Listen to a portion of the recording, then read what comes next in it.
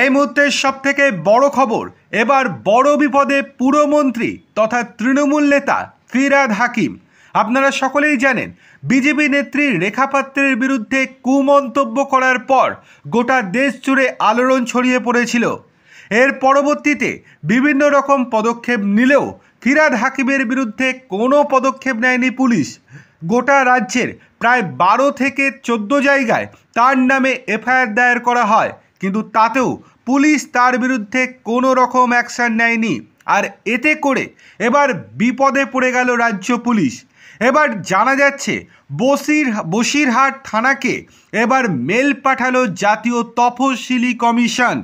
জাতীয় তফসিলি commission mail পাঠিয়ে পরিষ্কারভাবে জানিয়ে দিয়েছে, ফিরহাদ হাকিমের বিরুদ্ধে এখনও কেন কোনো অ্যাকশন নেয়নি বসিরহাট থানা। বসিরহাট থানাকে নির্দেশ দেওয়া হয়েছে 7 দিনের মধ্যে ফিরহাদ হাকিমের বিরুদ্ধে ব্যবস্থা নিতেই হবে বসিরহাট থানাকে। সেক্ষেত্রে যদি ব্যবস্থা না নেওয়া হয় তাহলে বসিরহাট থানার বিরুদ্ধে কড়া পদক্ষেপ করতে পিছু পা হবে না জাতীয় তফসিলি কমিশন।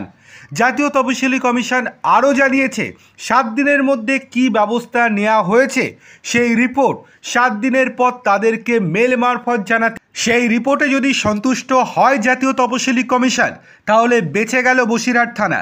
আর যদি সেই রিপোর্টে সন্তুষ্ট না হয়, অর্থাৎ ফিরহাদের বিরুদ্ধে যদি কোনো অ্যাকশন না নেয় বসিরহাট থানা, তাহলে সেক্ষেত্রে তাদের বিরুদ্ধে পাল্টা ব্যবস্থা নেওয়ার হুঁশিয়ারি দিয়েছেন জাতীয় তফসিলি কমিশন। দেখার বিষয় এই যে এই কড়া নির্দেশের পর এবার কি নড়ে চড়ে বসে পুলিশ।